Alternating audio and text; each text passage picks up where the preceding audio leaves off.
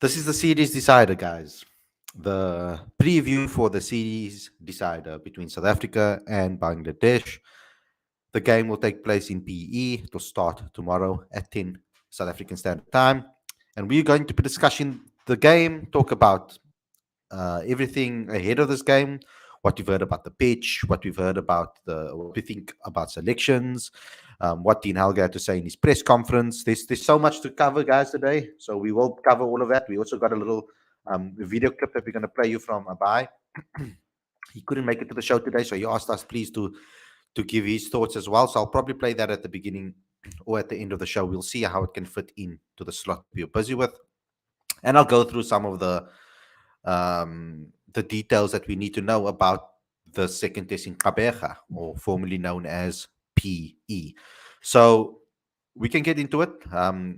We know that Dean Alga has spoken about a lot of things in the press conference, but particularly about the ruthlessness that he wants to see from South Africa. But we'll talk about that on today's show. So to the guys that are new to this channel and haven't quite yet, please do click that red button. If it's red, click it and click that notification bell for all future videos. Subscribe to this channel. Also, smash that like button, and also comment, also share, also subscribe, and do all of those things. You know what to do. Also, subscribe to Cricket Fanatics Magazine monthly. Every issue is 100% free, straight to your inbox every single month. The link is on the screen as well as in the description. And you can also become a Patreon today. I would like to say thank you to our latest Patreon, Dylan Jack. Thanks a lot for signing up. He is now our 10th Patreon on the list. If you guys want to get involved, please go on the link and click on it, and you'll get a shout out when you sign up on one of our podcasts. So please go ahead and do so. So without further ado, let's get straight into today's video. I'm looking forward to talking to you guys and hearing what you guys have to say ahead of the second test against Bangladesh.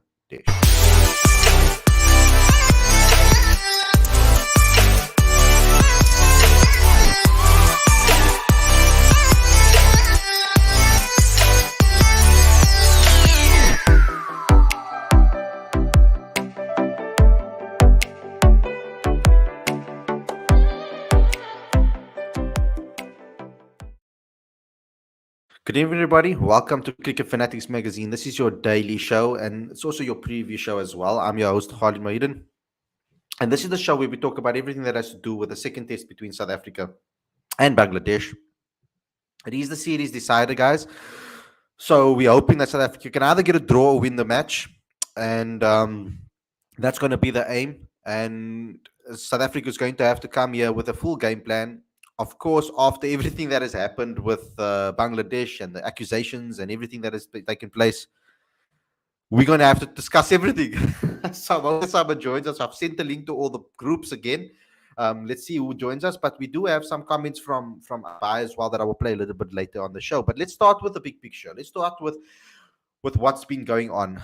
So we know that Gqeberha is now changed. It's now it used to be PE, now it's Gqeberha. I'm trying my best to say it as best as possible. If someone wants to come and help me out and teach me how to say it properly, please do.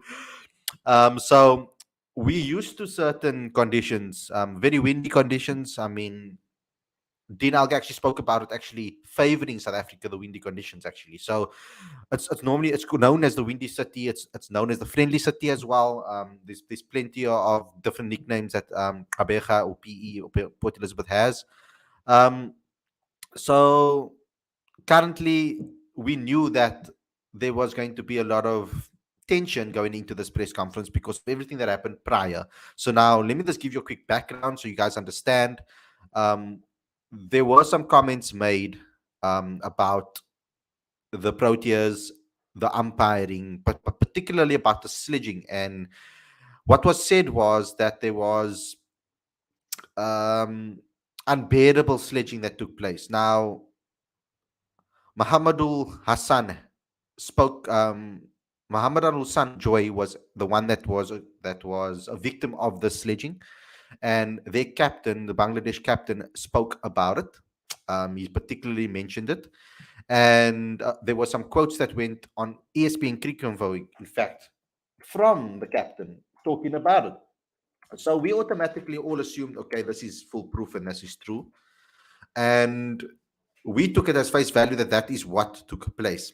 So, um, but I did an article this afternoon that is on cricketfanaticsmag.com, which speaks about Dean Alger's comments, but it also sets up what the captain had to say. Now I'm just going to read out quickly again what he did say, so that you guys do know and you have some background into understanding what the next clip that I'm going to play, which is Dean Alger's presser, where he speaks about this.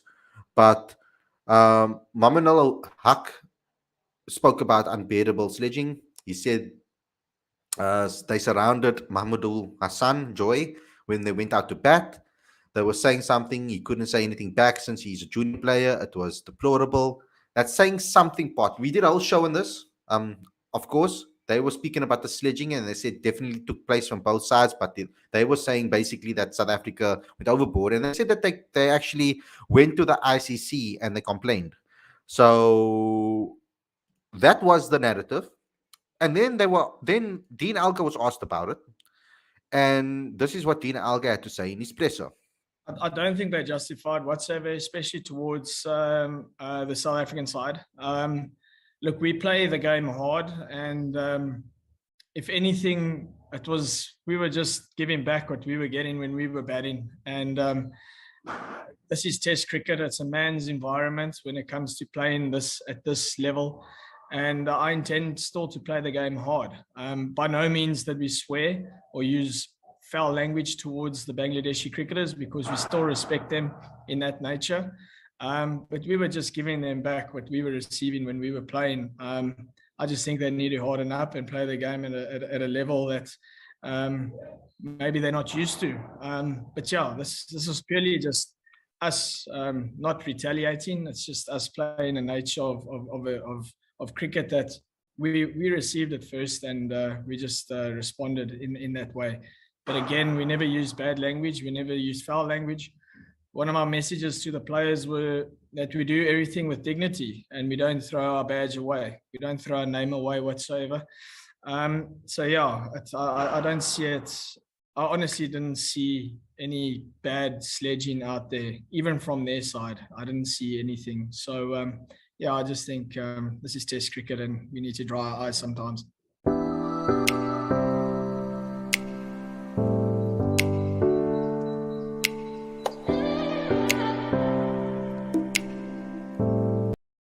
Just kidding, guys. The show's not over. So you heard what Dean Alger had to say you in that clip. And interesting points made, because he came out completely the opposite of what was said. Now, what puzzled me the most was not the fact that Dean Alger denied it. So Dean Alger was straightforward and he said it exactly like it is, completely ruthless, said it exactly like it is. That's not what really bothered me as much. What bothered me is that when in the press conference, and they took quite some time to get to that point. It took quite some time for them to get to the point to ask that question. I thought they were going to actually ask that question first up. That was one of the first questions that's going to be asked. I mean, we did an entire show and we were told that we were wasting time by talking the whole show about this exactly. But we did. But shortly after that, Bangladesh also held a press conference, and the entire press conference actually was in their language, and majority of the time the questions that were asked were in their language. So I don't know the responses of everything, but Fidos actually was brave enough to ask the question to the skipper about Dean Alger's comments in reverse. So what's important there is that we need to understand that those comments were made, and there was a rebuttal from the captain, and this is what he had to say. I'm going to try and play that clip for you right now. Said that he thought that Bangladesh were complaining a little bit too much about the sledging, and that he felt it was both sides had a lot to say on the field. And I just wanted your thoughts on whether you agreed on that, and also if you can give us some insight into what question exactly from happened. Fidos. She had to ask the question. I never complained against the sledging, because in the cricket sledging is happened and you have to absorb it and you have to take it very easily. I never complain about it. I think you guys heard is very bad thing. I never complain about these things. Never complained about these things. That was the response from the captain. Weird, because we just read out quotes that were posted on ESPN Cricket Info about him complaining. So it was very weird that that was the response from the captain. They're saying that there was nothing. So I'm going to assume that they're going to come very hard at South Africa in the second test. South Africa have to be ready, and Dean has to step up and be who he is, and he has to obviously be the person that he said he's going to be. If they want to play, if he, the funny line in that whole Dean Alga thing for me, one of the funniest lines in the entire piece of commentary that he made was, which I felt was a little bit insulting as well.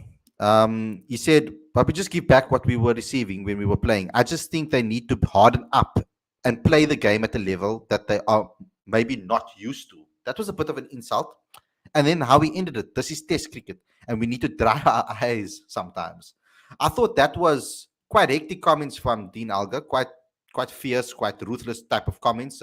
We know that Dean Alga is that type of guy, hard-headed, um, aggressive, very honest in his ways. But the fact that Bangladesh captain denied that he said anything was weird to me. But I'm assuming that they're going to come hard at South Africa because of it. That's what I'm going to presume, because that's what South Africa is going to probably have to be ready for. Now, let's talk a little bit about the pitch and the conditions before I play you two clips from Abai, because he's going to talk about specific things that I was going to address anyway, and I'll get into the comment section after that. But the pitch conditions, what we've heard, like I said before, in a previous video as well, I read out the comments from Ken Boland's article as well. He interviewed the groundsman, and they spoke about the ground and obviously and the pitch, etc. And these are the quotes that were said, and it's also confirmed in the preview, of course, from Fidos on Cricket Info as well. They also mentioned it there, but I also got some information over here, some quotes here, that the St. George's Park had a reputation in the past to be low and slow, but the pitch is looking very sporty, although we are still a few days out from the test. This is the groundsman at Gqeberha. We are aware of what South Africa want, so there won't be too many surprises, but there is a lot of grass still on the pitch. Local opinion among the players is that if it seems, it will also spin. So that was the comments from the groundsman. That's not going to really be the problem. I think that the westerly winds that are going to be around 50 kilometers per hour, they've been blowing for the last couple of days already in the lead up to the match. So we're going to expect a lot of wind, and the wind is going to affect the game somehow. And Dean Alga spoke about it in the press conference. You could check that a little bit later. The video is on our channel.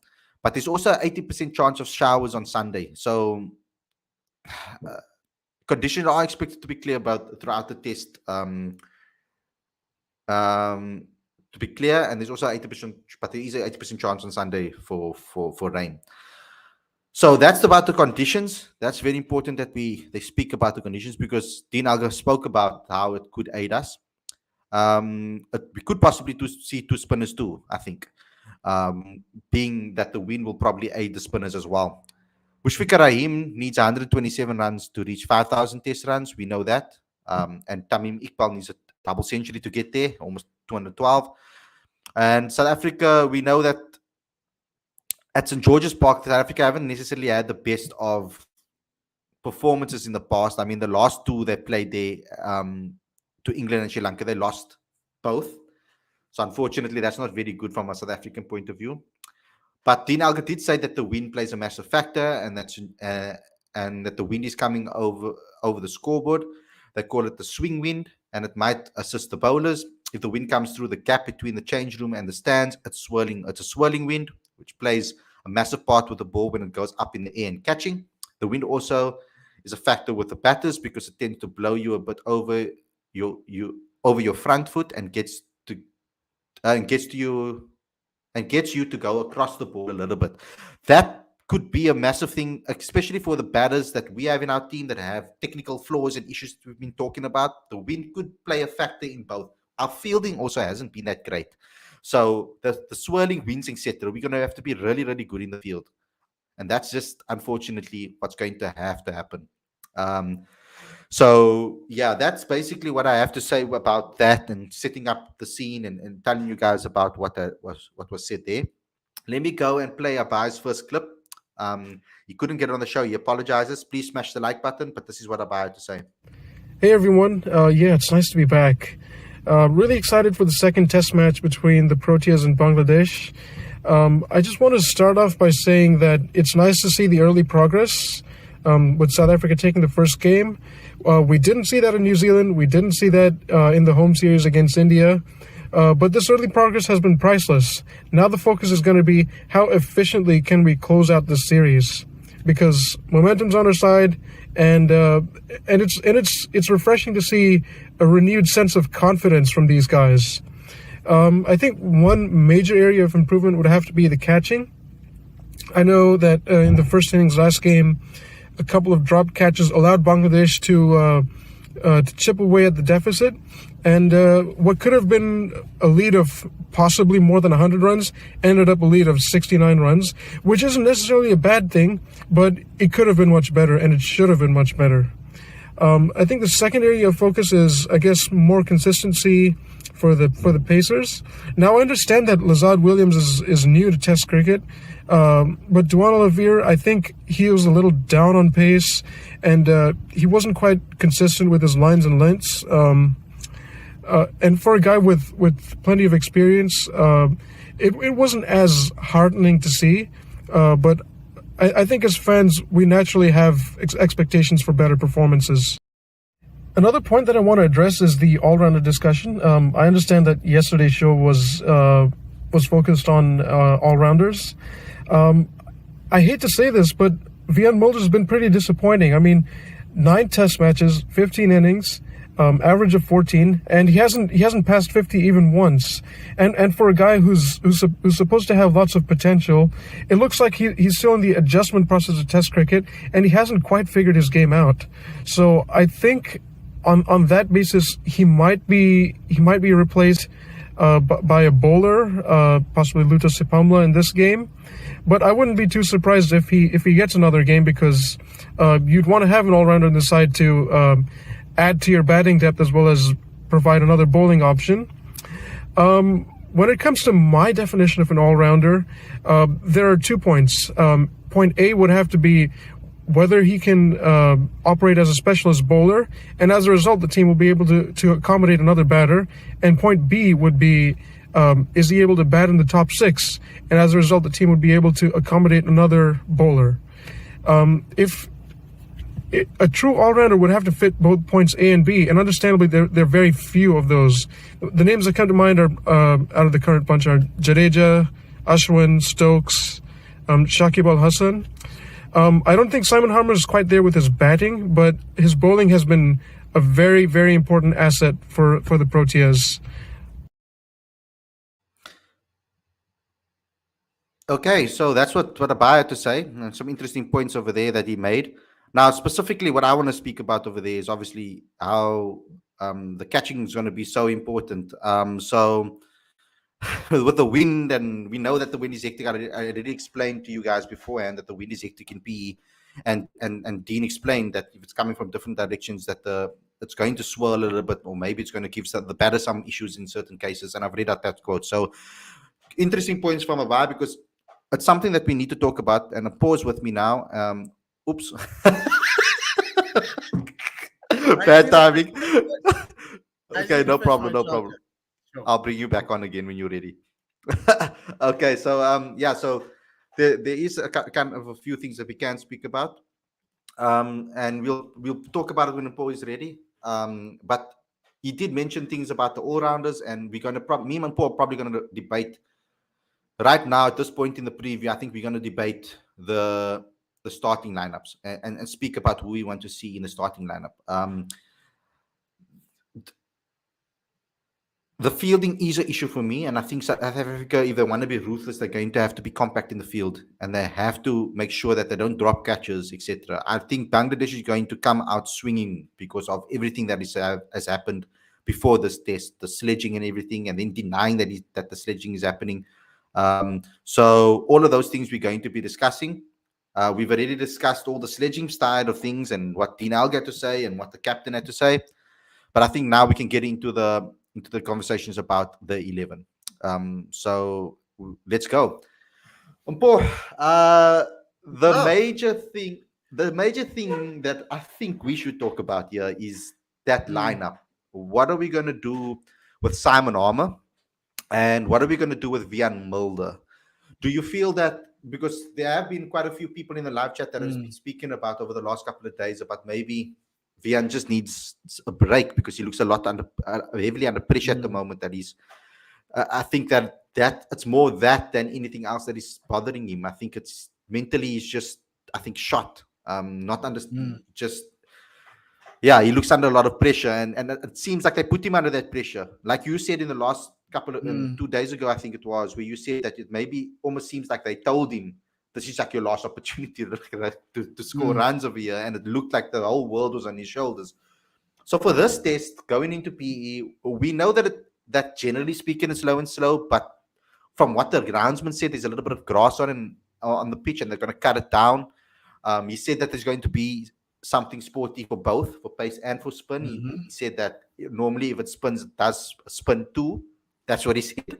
So those are the quotes from the groundsman. The wind is something that came out of the press conference as the main factor that might change the way we pick our steam or how we approach the game. So if you're going to talk about it in 11, what sort of 11 are you looking at? Like I know Alga, Eovia, KP, Temba is probably a solid top 4 right now. With 5, I would go maybe with Rickleton. It's that 6-7 position that I'm a little bit worried about. What would you do with a 6-7 position or with the lineup? Okay.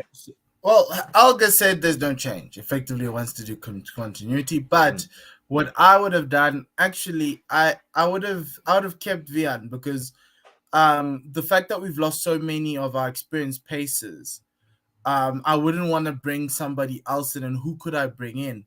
Apart from wanting to go 7-4, but then you're going with a weird 7-4 of 2 spinners and 2 seamers, because I'm not dropping harm at any point in time. So it's just a situation of, had they selected a guy like a Delano Potgieter or somebody like I don't know who's a bowling or a seam bowling all rounder, or who can fit that 6 or 7 role. That would have been the question. But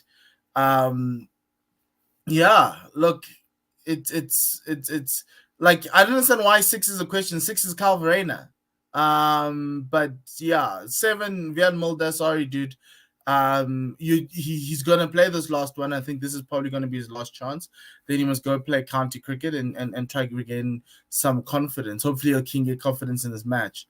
But yeah, it's gonna be the same team. I'd love to see Kazonda, I really would, but I wouldn't want to hamstring Dean so much for him to have 2 spinners, 2 seamers, and Temba, because and him and Temba as 5 and 6. That's unfair.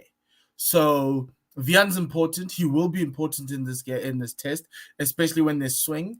Because they did ask thinking about Vessi, as they call him, and he spoke. He didn't answer the question about his batting, but he spoke about his bowling, and he says that, look, sometimes you don't use guys, sometimes you do use guys, and it's just depending on what the strategy is and what way we're trying to be aggressive. So I think it might be his last chance, but also going to England, note the amount of seam bowling all-rounders they take. We don't have that many.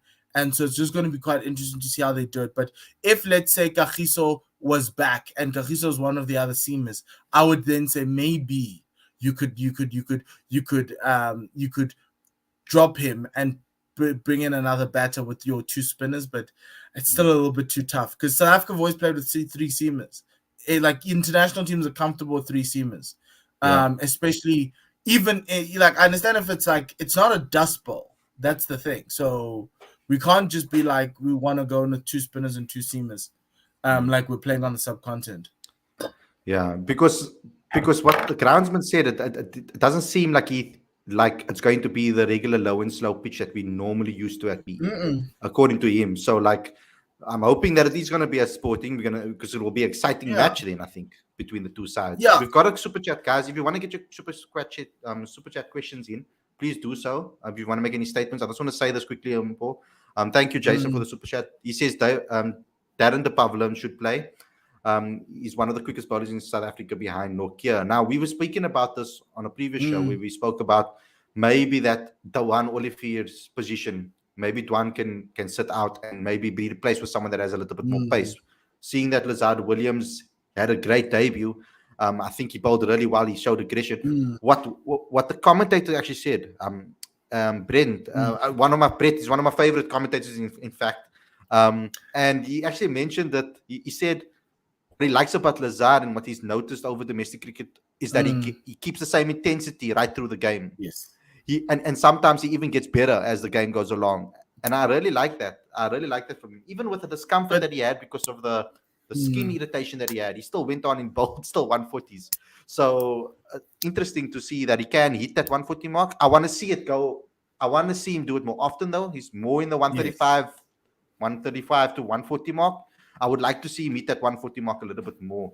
But Darren de Pavlin could be an option. But what about Luto? Yeah, that's the other thing. De Pavlin hasn't had a great 4-day season. He's quick, yes. I think he's been injured for the Dolphins for a while, to a point where I think if you want to pick a Dolphins seamer, Othniel Bartman was the guy, and I think I felt he was hard done by not being selected. So that was the one thing for me. Luto, if you're going to pick another seamer, Luto comes in, you lose a lot of batting. And that's going to be the issue that you have there. But the one thing about Lazard... But what about, just before you go to move on to Lazard, I like to focus... Yeah, what about Clinton swinging in Kabeja, somewhere that is it's his home ground, and home you're ground. Speaking about the pitch, right? So this season in Kabeja, it's been quite interesting because it's been Centurion and the Wanderers have become a lot more accommodating to spin, and Kabeja is now a seamer's paradise. The Lions went there, blew the doorway with Dwan and Luto and Sisanda on day one, and they just kept on putting pressure on them. And it hasn't changed throughout the season. As you thought, okay, maybe it's like early season, it might get flattened out. It hasn't. And so there's that thing in the back of South Africa's mind, in Dean's mind, is that, which is why my question was, there has to be a discussion around dropping a second spinner, but Dean doesn't want that because he wants continuity. So then you say a player who's played in Kabeja might not get an opportunity, unless if Dean is bluffing, not wanting to give much to Bangladesh, and tomorrow morning will arrive and you'll see a 3-pace attack with Glenton, Dwan, and Lazard, which I'd be comfortable with, largely because that's Glenton's home ground. Give him an opportunity. I don't know what the management saw in New Zealand for him to be dropped after the first game. And that must kill his confidence. So I hope he gets another opportunity, because it's not nice playing one game when everybody plays poorly and you're the one who gets dropped and you never come back again, even back at home, and someone else jumps you. So who bowls similar to you, just slightly a little bit quicker. But why probably Lazard got selected is, as you say, it's that intensity. Dean keeps on talking about intensity, and Lazard brings it in spades. That's why they call him the Iceman, because he's the guy. That's Farisco. Like if you need, yes, Farisco. Farisco's the guy. Yes, but he's the guy to come and take things and take wickets for you. Even after day 2 was it day 3 when everything was slowing down. Simon and Kesh weren't taking wickets, and Lazard came on and he broke the game open with the new ball. So like it's hard, but like I wouldn't want to be selected in this situation, because you've got these two spinners who are literally playing amongst themselves. But the other problem is there's going to be rain. So how does Dean advance the game forward? I think he might even consider taking an extra batter to try and advance the game a lot forward to allow the guys up top to be a lot more aggressive. Yeah, because if you're talking about intensity, and Dean's been talking about it so much, right?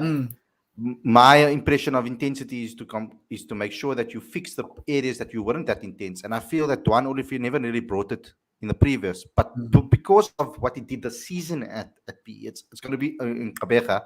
It's very difficult for you to now say, take him out and replace him.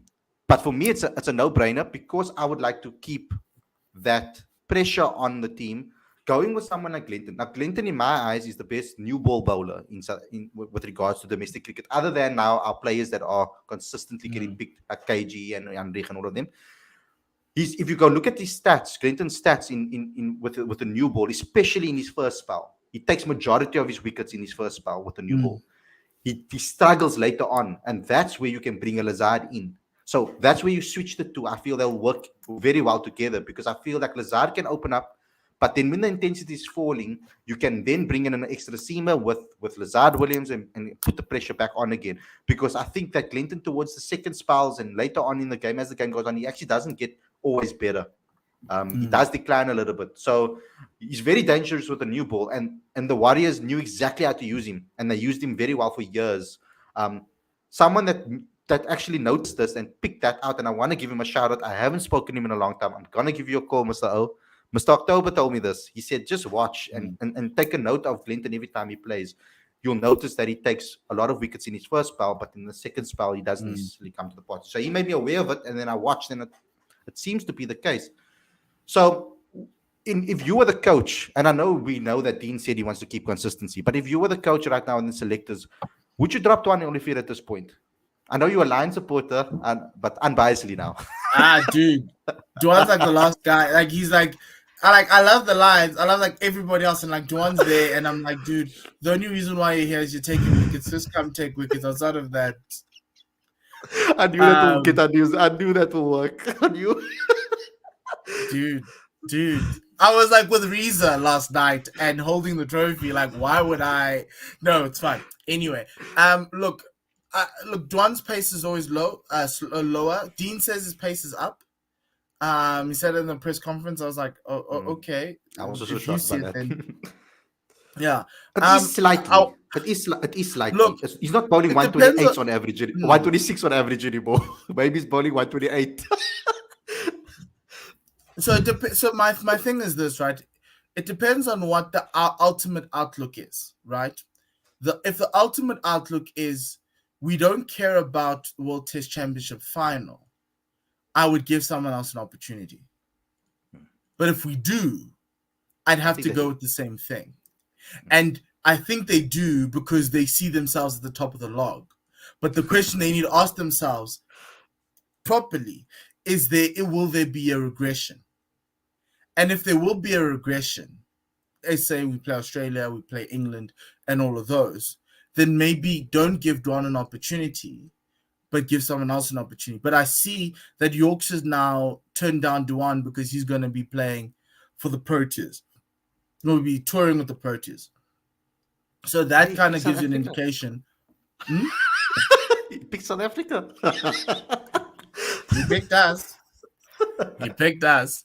And so that's my thing. So if you want a long-term goal, you try either Glenton or Luto to kind of see how long this cupboard looks like and give them a sense of, for instance, Luto needs to lead an attack, and this would be a great time for him to lead an attack and be like the strike bowler in an attack that doesn't have Kagiso or Lungi or Anrich, right?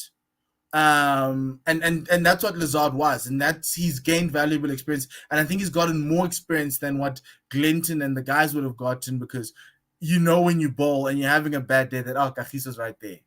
In Durban there was no Kagiso, there was no Anrich, there was no Lungi. So I would have loved that, but look, if you want to, it depends on how the selectors see it. But if they come out tomorrow morning, there's grass and the grass is live. Look, take 3 seamers, drop Vian, take a third seamer, tell Simon that he's a batter, and and he's going to come in at number 6. Keshav's going to bat at 7. Simon's going to bat at 8. They need to score at least minimum 60 runs between them, and you run it from there, and you have a third seamer, and it's not Vian. Even though I'd like Vian to bowl, because I think Vian gives you a different skill set to everybody else. But I do think Glenton can match Vian's skill set in terms of the swing. And he's a little bit quicker than Vian, so that kind of helps. So I'd go with Glenton if that was the case. But it for me, it's all dependent on tomorrow morning, and what the pitch looks like tomorrow morning from a perspective, and what they feel is the best way they can take 20 wickets. And as I said on the last show, I don't think they can take 20 wickets, majority of those 20 wickets, with 2 spinners. So they may need to make a decision, because I feel that was an anomaly, and they might have to make a decision to say one of those guys sits. Unless if they don't want to, then Vian's going to have to sit, because he's like the guy standing at the door about to be kicked out and someone else going to be put in. So, yeah, that's how I'd see it. Because it was surprising for me not to see him bowl more. Only 4 overs in the first test, and I was like, this pitch actually did suit him in a way. For him to be able to bowl on the one end, it would have worked, I think. But why? But look at the times when South Africa was bowling. Look at the times when South Africa was bowling. So they bowled spin. We came in at the afternoon session, so it was dark. So they just ended up bowling spin, and kind of worked for them. And then the next morning they went with spin. It didn't work out. Then they went to their frontline seamers, who Lazard was taking wickets, so there wasn't a need. It was only when there was a lull, when you had already tried your 2 spinners, after you had tried Lazard and Duan, was then he realize that, hey, maybe I should try this dude, and actually he did get a wicket. So he's always going to be that guy, which is why, if that's going to be the case, he must just be a batter. He must make the side as a number 7 batter. And if he's not good enough, then yeah. But it's quite tough, because I don't want to go into 4 bowlers. And like if you're gonna bowl like over 150 overs in an innings, you're dead in the water, and you don't want to give that advantage out very early. And that's what Bangladesh found themselves in trouble in the South Africa first innings. They didn't have another 5th bowler who was capable enough to help rotate, to give them a different option, a different look, and it just kept on getting worse and worse and worse as those guys tired. So yeah, like if tomorrow turns out to be a grassy wicket and looks like it's going to take pace, how do you take 20 wickets, South Africa? I'd go with 3 paces. Mm-hmm. Now, we do know that there are going to be some. Let's talk a little bit about Bangladesh now. I think they're going to be heavily fired up after everything that has happened leading up to this test match. I think after it was quite embarrassing the way they got bowled out in the second innings. And I think they're going to want to right those wrongs. Unfortunately, they are going to be missing some important players. Taskin Ahmad is gone. Sharaful Islam is not there. All-rounder Shakib Al Hassan is not available again. We're going to probably see Abadat Hussain again. Him coming in, maybe he dismantled the Black Caps, of course. Abai actually mentioned this to me today. He said not too long ago, and was hitting all the right areas the last game as well. Win against New Zealand wasn't the one off for the Tigers. They are an improving unit, and I agree. I do think that Bangladesh are a team that are scary. Before this first test, I wasn't coming into this test with overly confident. Now, Tamim Iqbal coming back into the side is a massive boost, because he's been someone that is extremely dangerous, a dangerous player. So we're gonna have to watch him. He might be the hero in this particular match. If we can bog them down, it would be good. But I think South Africa are gonna come out. They need to come out here with the attitude that, you know what, guys. We're going to try and put ourselves in the best possible position. Whatever position we find ourselves in, we need to get ourselves out there and play our game. So Tamim Iqbal is going to be a massive boost for Bangladesh.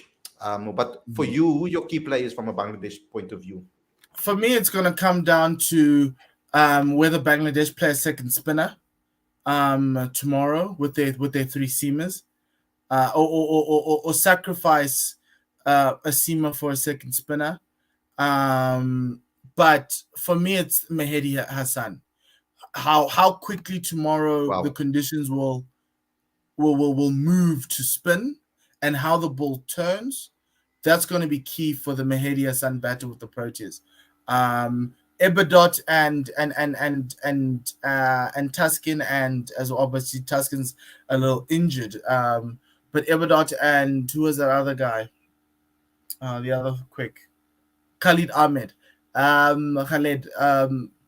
For me, I look at it. I'm like, it's the same thing, but it's with an E. Yeah. Yes, I do apologize. But they need to hit their straps. It's the same though. I think it's yes.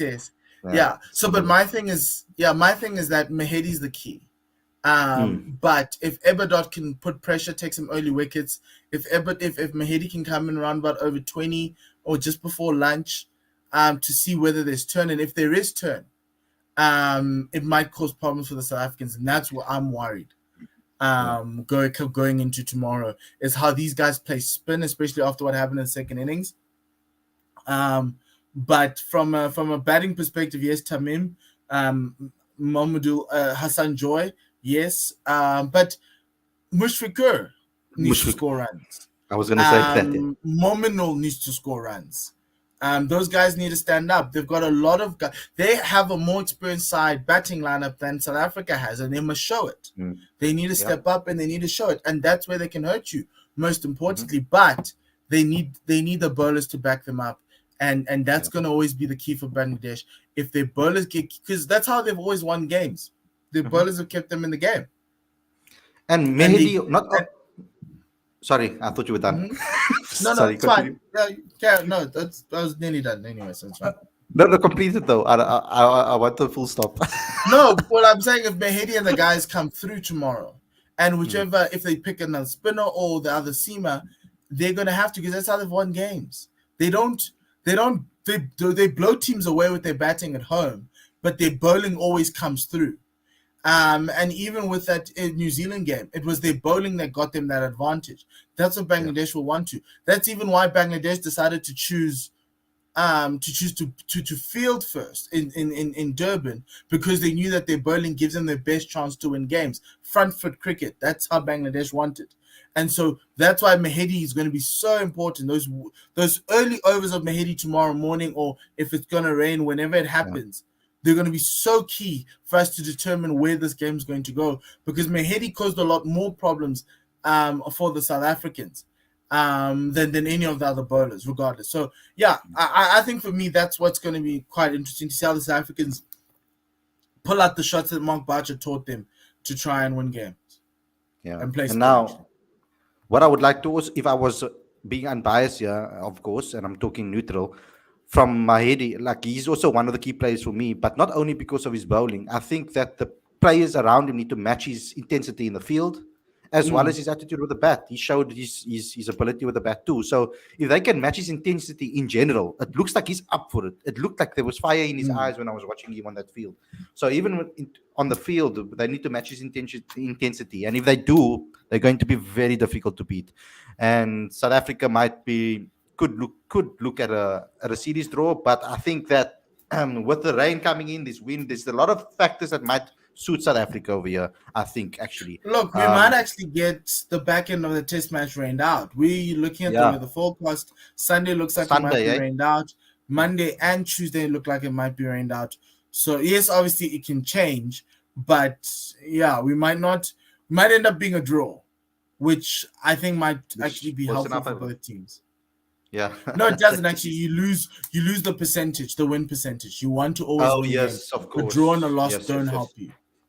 Okay. So a series, the series win, do you get any bonuses for the series win? No, you don't. It's matches. So each match has a it's I know it was a percentage. I saw that, but I thought that you maybe get a bonus point for a series win or whatever the case may be. I don't know. It's like American sport. It's American sport. If you play 10 games, 7-4, 7-3, 6-4. That's what it is, and that's the percentage they're going to count. Yeah. I think we've covered basically everything with regards to that. I just want to touch on maybe something different there, Upo. I watched Anif Nokia bowl today in the IPL. It was shocking, but okay, he's been injured for a while, coming back into the game. Now, that's the point that I want to speak about because we are very, very, very, not us necessarily, but fan base generally speaking, very critical on our bowlers. When someone like Lutus Pamla comes in after not playing so many matches for South Africa and then he struggles and starts with his rhythm, there was a lot of people crucifying him and coming after him. When he came back after he got his rhythm, people were like, okay, we were maybe wrong. But that's the nature of being a bowler and a quick bowler in cricket. It's very difficult to come back, high intensity match, come in and bowl like you always did. He struggled. 19 of his first over. I can't remember what he got of his second. I know he bowled 2 consecutive no balls and then he had to be taken off. So someone else had to complete his over. So it was a very, very poor performance from Anil Nokia with the ball in this first game. But I'm obviously I feel that he will come back. Definitely, he's so good of a bowler. But the point I'm trying to make here is that what we saw from Anil Nokia is a lesson to all of us that we must maybe just sit back before we judge. Give people a nice give the person some time before you start really judging them. And I think there are some batters in this team that are gonna get unfairly that are already being judged. There are some bowlers that are going to be judged early before we've seen enough games of them to really judge them. I mean, I've waited for Dwan Olivier. I did mention the pace part, but I still said, let's give him time, let him get that rhythm back again. Maybe he'll get quicker and quicker and quicker. And according to Dean, he's getting a little bit quicker. So let's see how he bowls. It's going to be very difficult to drop him for the England series because for the England series, it's conditions that he's maybe a lot more used to than he was before, than he is in South Africa now. Because the last couple of years, the conditions have changed a lot compared to what he's used to. So it actually suited his slower pace a lot more than South African wickets domestically. It actually suited his bowling a lot more.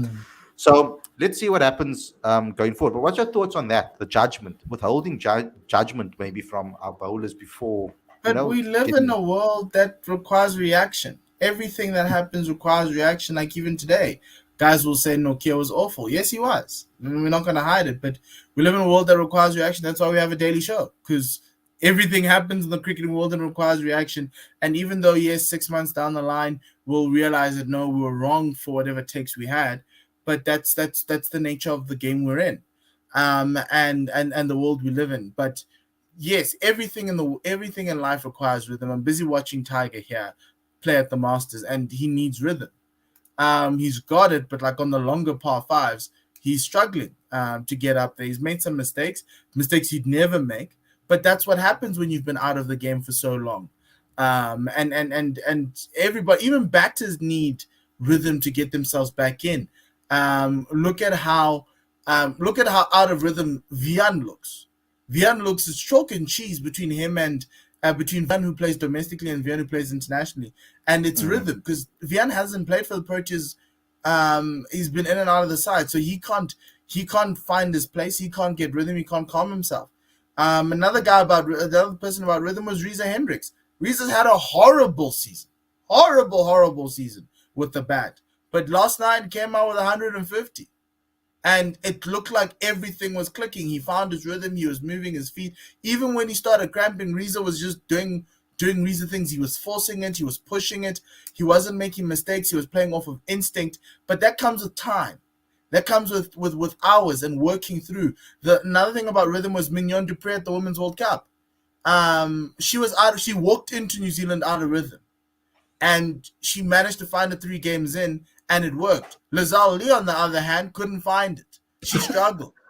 Guys, our friend. But that's the thing. She struggled throughout the entire tournament. But you couldn't let her go. You couldn't drop it because you know what she could bring. Yeah. And you needed to find it somehow. And the only way you can find it is if you play.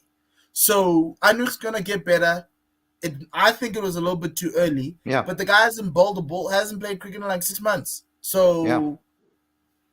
And that's why I say, and that's why I'm saying, like, this is not to criticize Andy. It's more to teach us a lesson, to see that rhythm is so important when it comes to bowling, specifically bowling.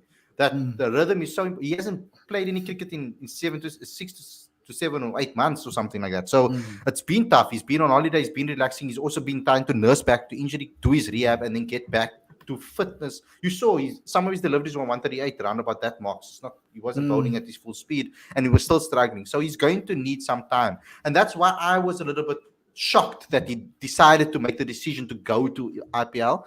On the one, not fully shocked. I was half shocked because I was like, I understand why he's going, because obviously the contract and obviously his, the money and all of those things. And I understand that vibe. But I was thinking about him personally as a player, and I thought maybe it wouldn't be the right decision for him to go. Maybe he should just get his rehab going, get his foot again, and then maybe play some competitive cricket.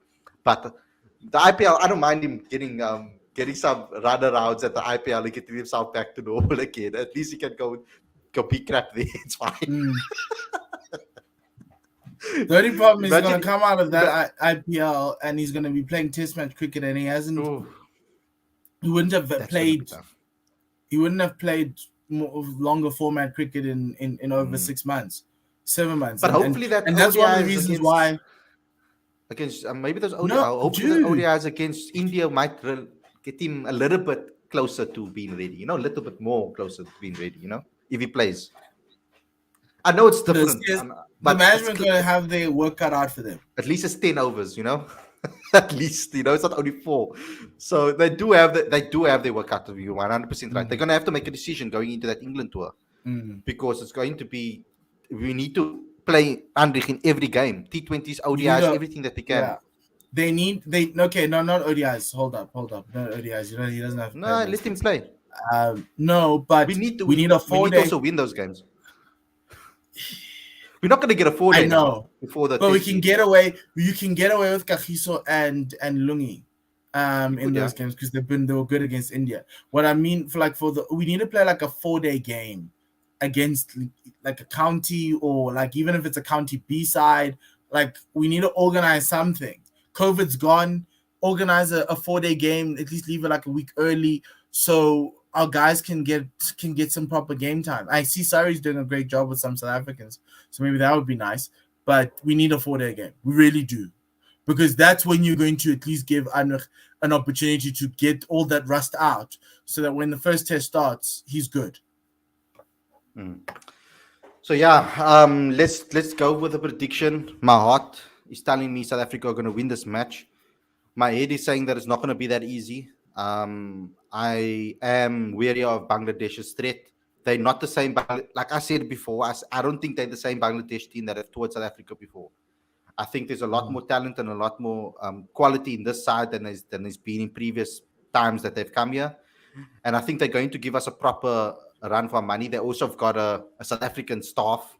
So also Russell Domingo knows Gqeberha quite well, conditions, etc. So that's also going to work in his favor. So it's not going to be an easy match. And South Africa, I hope they go in here not underestimating, because I feel that if they do that, they're going to fall short. Because that one line from Dean in that when he was speaking about the sledging, when he said that they're not used to, they're not used to doing this. That was a bit disappointing to me. And then he said cricket's a sport played by men. Yeah. And I was like, that's a shot. He did test cricket. Yes. I was like, no, that's a shot at Bangladesh. I don't think he was thinking of that when he was saying it. I know. Because he was implying that they weren't tough enough. Yeah. And I would use that. The only problem is I think the rain might beat them to it. And that's the... Oh, if they get the early wicket, the men sledges are gonna go rolling. They're going to Bangladesh is not gonna hold back. It will be nice to hear the stump mic on for this game. Please put the stump mics on for this game. I heard Tiger swear. Wow. Played a bad shot and he gave us an F-bomb, and you could see the producers knew it was coming because you heard half of it and then it was just cut. I was like, no, we know what he said. We heard him. So yeah, we don't want that, but we want some nice. I'm not a fan of sledging. I'm not. Like, you can have conversations with the guys, but it feels to me like you've run out of ideas. Mm-hmm. So cool. Yeah, but look, that comment wasn't cool. But I hope Bangladesh come back fighting. Yeah. Dean's like even that last one, like no guys, Dean is dry Dean your is eyes. Dean is Yo, he's ruthless, that guy. He doesn't hold back.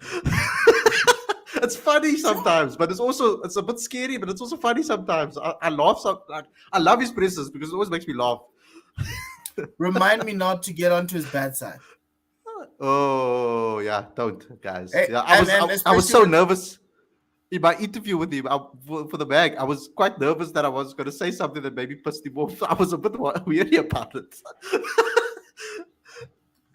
And he's got that cut above his eye now, so he looks like he's been through the walls. Yeah, he looks the proper. Oh, I'm looking forward to this particularly. I respect both teams.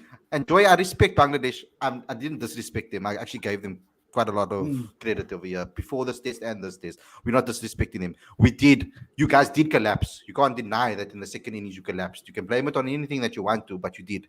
You were put in a position where you could have won the game. I thought you would have. When you were 274 the day before you went out to bat. When it was They had over 274, 110 South Africa overs were, to bat. yeah, South Africa was scared. You could see it on their faces when they walked off. They were like, "Oh flip, I think we're a couple of runs short here." So like they looked a bit worried, and the game never went in your favor. So unfortunately, that's not the case. But I think it's going to be a different team that comes up. But guys, thanks a lot for tuning in. Paul, thanks a lot for coming on the show. Otherwise, it would have been like just me and the fans today, which I don't mind. I enjoy it, but it's nice to get a different point of view to mine. But guys, don't forget to subscribe. Click that notification bell for all future videos as well. Don't forget to smash that like button. Don't forget to comment. Don't forget to do all of those things, share and do all of those stuff as well. Also, you can become a patron today. We've hit the 10 Patreon mark. Let's get it up to 15, 20, and then we can start doing exclusive content for you guys. So please get involved there and go to cricketfanaticmag.com for all updates, our reports, etc. We will be giving you guys all that updates on Facebook. Follow us on Facebook because that's majority of where we get majority of our traction. So go ahead and go follow us on Facebook too, please, guys.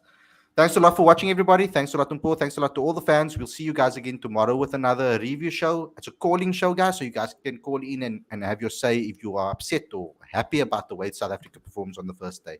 Take care, guys. Also follow Paul on all these platforms as well, 1WSR as well, because they will doing, obviously, you guys will do live videos as well. Digital commentary. Digital commentary as well. If you guys don't have access to the game, go and watch the commentary. It's very high class. There's some guys that are on here also go on there as well. So we kind of a family, all of us. So we all together in this game. Thanks a lot, guys, and we'll see you very, very soon. Take care, everyone.